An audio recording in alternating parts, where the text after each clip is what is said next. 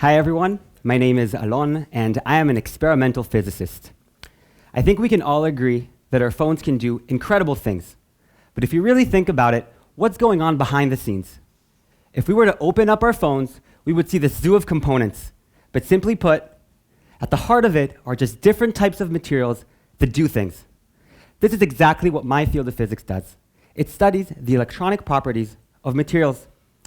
I believe that when we ask basic questions, they're the ones who ultimately lead to innovation. If we ask, how do metals conduct electricity, only then can we go ahead and build some complex circuits out of them. If we try to understand what are the laws that make magnets work, right? Then we can build useful things like memory devices. And if we learn how to change a material state, control its properties, we can take a piece of silicon and fabricate it into a camera sensor. So how would we go about answering these questions? We need to enter the experimental playground, where the rules are simple. If we have a physical system and we give it some conditions, it'll do something. Only equation I'm going to show. The game we play as experimentalists is to try to change the environment of the system, try to tune all the parameters we have at our disposal, so now we take that same system, but we give it the correct conditions, where suddenly maybe interactions play some dominant role, and we hope that it'll do something surprising. Let me show you an example. What you see here are disks that seem to be magically levitating over a track, but the catch is this: only when we cool it down and we give this the correct conditions does this interaction or this state appear. It's not some cute little high school experiment, but you really need the material in this state if you want to build MRI machines or levitating trains. Let me bring you now into my personal playground, which is twisted two-dimensional materials. First off, what is a 2D material? It is the world's thinnest piece of paper. It is really only 1 atom thick, it's surprisingly strong, and it's pretty small, about 1,000 times smaller than an actual piece of paper. Nevertheless, these tiny layers can be made out of different elements and have really unique properties that we can only see when it's this thin. What I do is this. I take 2 of these layers, for example, and I stack them one on top of each other to form a sandwich, if you will. In making this sandwich, I have a freedom where I can rotate the bread and create a twisted sandwich. Already, this is a brand new material that does not exist in nature. But I just put 2 pieces of bread one on top of each other. It doesn't look like I've done anything exciting. Let's look at this from a different point of view, from the top. As we continuously rotate, we're introducing a continuous pattern that is coming in and out of our system. Effectively, this is tuning the interactions inside the material, and it's controlling the properties. Where, for example, at this angle, it can behave as if it's a piece of metal. If we now just slightly rotate it, even 0.1 of a degree, it can behave as if it's a magnet. And we can rotate furthermore and even move it to get that levitating property out of it. This is unique to these systems, and these emerging properties only exist in the twisted part and have no remnants of it in the individual layers that it's coming from. Having this in mind, it's time to play some games. Go ahead and choose from any of the 2-dimensional materials that there are out there, and there are a lot. Play around with their sandwiches, with the orders, and define the twist angle between any one of the individual layers. Any variation you did, any combination that you chose differently will give you a brand new behavior, completely different. This is tunability that nature can only dream of. And it's this freedom that has brought thousands of researchers around the world in many different disciplines to try to play these games.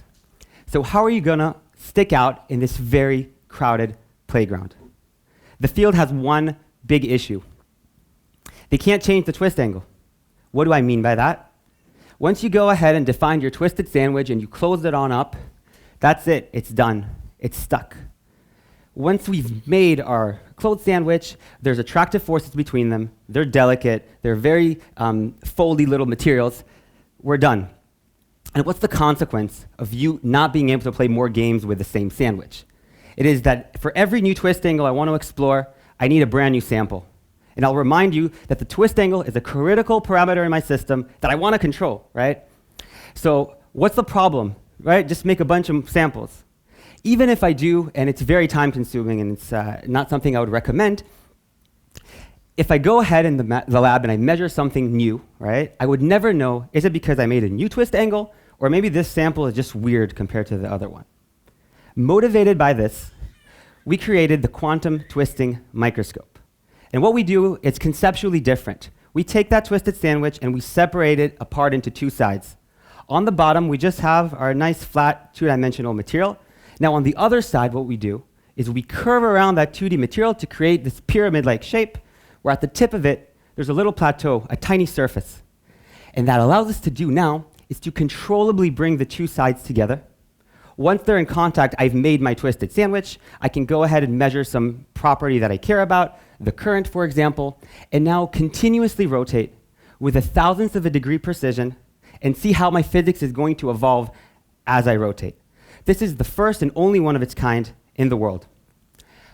Our job in the lab as experimentalists is to take these cute little graphics, this concept, go ahead and design something, given real-world considerations, build it, end to end, all the way from making the two-dimensional samples to physically assembling and closing the screws and even writing the computer code that will drive these motors. And if all the stars aligned, we can have a measurement, we analyze it, and maybe learn something. Let me give you a quick glimpse of how extremely difficult it is to really perform one of these measurements. We'll start with our two-dimensional material, and I'll remind you that it's tiny. We can't even see this with our eyes. So we have to go and mount it on some sort of electrical chip to just even physically hold it and connect it to the world. We take this chip now and we insert it into our microscope, where these orange components that you see here are the world's most precise motors that allow us to do all these games and manipulations that we want to do. Once our sample is nice and snug inside, we close up the whole microscope with a can, creating a vacuum environment, taking out all the air, all the humidity, isolating our experiment. We're not done there. We take this whole structure and now we dunk it in a minus 269 big liquid helium bath. This is calling back to those cold levitating disks, where sometimes we're looking for delicate physics and we need to create the right environment for the physics to come out.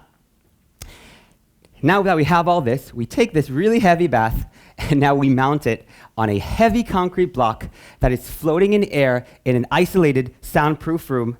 There's a person here and a banana for scale. This is a big operation. It's a pretty big room. And the bottom line is this. We really try to make a big effort to get as an ideal experiment as we can, as isolated as we can get it from the noisy outside surrounding. So we have this thing. What can it do, right? That's the natural question. Let me show you a measurement done with this microscope. What you see here is one of the measures we've done with our quantum twisting microscope. And the first thing I want you to notice is just the x-axis, which it says rotation angle. And what you need to be doing is imagining is as you go across this image, there are two tiny microscopic pieces of paper physically rotating inside that machine to create this continuous image. The next thing I want you to see is that there's a pattern here. It looks like an X.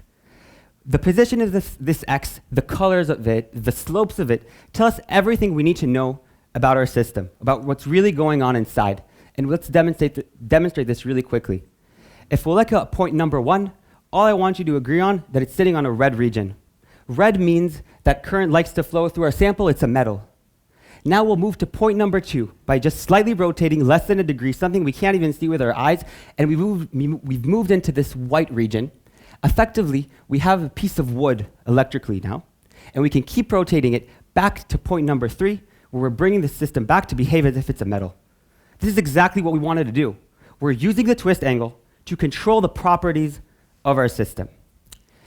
If we think about how optical microscopes led to the discovery of bacteria and how telescopes showed us that we can look further and further away, then it is history that is telling us that every time we discover new materials or new ways to see them, then the breakthroughs are right around the corner. So thank you very much.